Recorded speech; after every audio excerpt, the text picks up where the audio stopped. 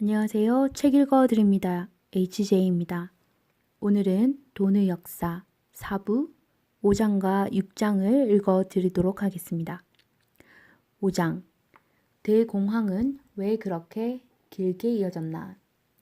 1929년 10월 말 주가 폭락 사태로 레버리지 투자자들이 순식간에 자신이 투자한 원금을 다 날린 것은 물론 돈을 빌린 금융기관까지 연쇄적으로 위기를 맞았을 때 정책 당국이 어떤 행동을 취했다면 대공황을 막았을 수 있을까?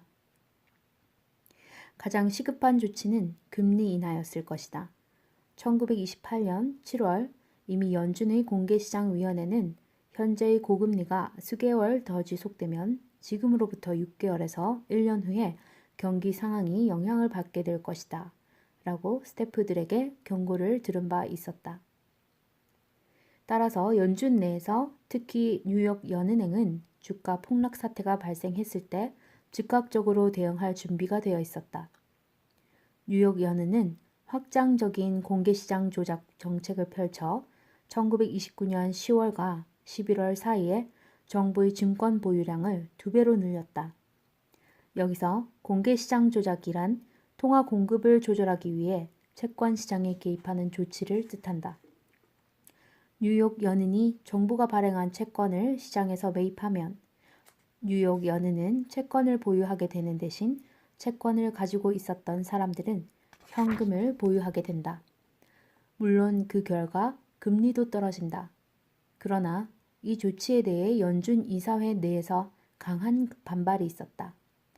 당시 해리슨 뉴욕 연은 총재는 10월과 같은 특별한 상황에서는 개별 준비은행의 이사들이 판단하고 결정을 내릴 권한이 있다고 주장했지만 연준 이사회는 뉴욕 연은이 통화 정책의 궁극적 책임이 워싱턴에 있다는 정신을 어긴 것으로 판단했다.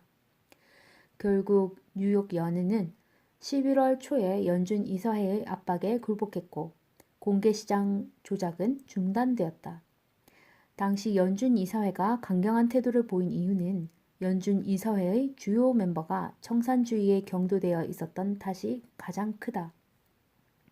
그러나 당시 세계 금융 시스템을 지배하고 있던 근본이자의 굴레도 큰 영향을 미쳤음을 잊어서는 안 될 것이다. 먼저 주가 폭락 사태로 경제 전반의 수요가 둔화되었다면 경제 전체의 물가는 떨어지고 경제 성장률은 하락할 수밖에 없다. 이 상황에서 정부가 재정 지출을 늘리거나 통화 공급을 확대하는 방향으로 대응하는 게 적절할 것이다. 그러나 이렇게 할 경우 1928년 금리 인상 이후 벌어졌던 문제와는 정반대의 상황이 발생할 수 있다. 1928년에 주식시장의 버블 위험을 완화하기 위해 금리를 인상하자 해외에서 자금이 유입되어 주식시장에 추가적인 유동성을 공급했던 것처럼 이제 경기를 부양하기 위해 금리를 인하하면 역설적으로 미국에서 돈이 유출되기 될 수 있기 때문이다. 나아가 정부의 재정 지출 확대로 해외로부터의 수입이 늘어날 경우에도 마찬가지 현상이 벌어질 수 있다. 결국 정부가 금을 보유한 만큼만 화폐를 발행하는 근본이자를 강하게 유지하려 노력하면 연준의 역할은 제약될 수밖에 없다. 물론 금의 대규모 유출 사태는 끝내 벌어지지 않았다. 미국 무역 수지는 여전히 흑자였고 금의 유출 사태도 발생하지 않았다. 자본 수지에서 일회성의 적자가 발생하긴 했지만 미국이 상대적으로 높은 금리를 유지하고 있었던 데다 경기가 불안정해질 때마다 안전해 보이는 통화를 선호하는 투자자들도 많았기에 미국의 금 보유 잔고는 결코 줄어들지 않았다. 결국 문제가 되었던 것은 근본이자의 기본을 지켜야 한다는 당위성이었고 이 굴레 때문에 적극적인 대책을 취하지 못했다고 보는 게 맞다. 이 대목에서 한 가지 의문이 제기된다. 1929년 이전에도 주식 가격의 폭락에 따른 경기 둔화가 없었던 것은 아닌데 왜 1929년에는 대공황으로 연결되어 경제와 주식시장 모두 붕괴되고 말았을까? 주가 폭락의 규모가 거대했던 것이 가장 큰 원인이겠지만 미 연준의 정책 대응이 총체적으로 실패했던 것도 주요한 원인이라 할 수 있다. 사부 2장에서 지적했듯 수많은 투자자가 돈을 빌려 투자했다가 큰 손실이 났기에 주식 투자 자금을 대출해준 금융기관들도 위기에 직면해 있었음을 연준이 놓치고 있었던 것이다. 다음 장에서 이 문제를 보다 자세히 살펴보자. 6장 은행의 위기가 대공황으로 이어지다. 수많은 경제학자들은 1929년 주가의 폭락 사태가 대공황으로 연결된 원인을 파헤치고자 노력했는데 주된 원인으로 근본 위제와 청산주의적 정부의 태도를 지목했다. 그러나 이에 못지않게 지적된 요인이 바로 은행 위기에 대한 잘못된 대응이다. 도표 4-7은 대공황을 전후한 부도은행의 수를 표시한 것이다. 부도은행이 1929년 976곳에서 1930년에는 1350곳으로 증가했고 1933년에는 4000곳까지 급등하는 것을 발견할 수 있다. 그런데 더 문제가 되는 것은 파산한 은행 수가 아니라 파산한 은행의 평균적인 예금 규모가 늘어난 데 있다. 다시 말해 소형 은행에서 대형 은행으로 그리고 개별적인 은행 위기에서 금융 전반의 시스템 위기로 상황이 빠르게 악화되었던 것이다. 특히 1930년 11월 발생한 칼드웰 그룹의 파산은 경제 전체에 일대 공포를 자아냈다. 칼드웰 그룹은 남부 여러 주에 걸쳐 은행과 보험회사, 증권회사 등에 투자한 금융왕국으로 파산 당시 총 자산 규모가 무려 5억 달러에 달했다. 이런 상황이 닥쳤을 때 어떤 대응 방법이 있을까? 가장 좋은 방법은 예금보험 제도를 도입하는 것이다. 그러나 앞에서 몇 차례 이야기했듯 청산주의에 빠져있던 당시 미국 후보 행정부가 이 정책을 도입할 가능성은 전무했다. 이제 유일하게 남은 해법은 중앙은행이 개입하는 것이다. 즉 중앙은행이 최종 대부자로서의 역할을 떠맡으면 되었다. 최종 대부자 기능이란 예금을 돌려달라고 모여든 사람들 때문에 은행이 파산 위기에 처할 때 중앙은행이 긴급 자금을 은행에게 빌려주는 것이다. 물론 신용대출을 해준다는 뜻은 아니다. 뱅크런의 위험에 처한 은행 자산을 담보로 고금리로 대출해주는 것이다. 은행이 보유한 대출이나 채권 등을 저당 잡아 대출해주는 것이다. 주는 것이니 중앙은행이 손해를 볼 가능성은 제로에 가깝다.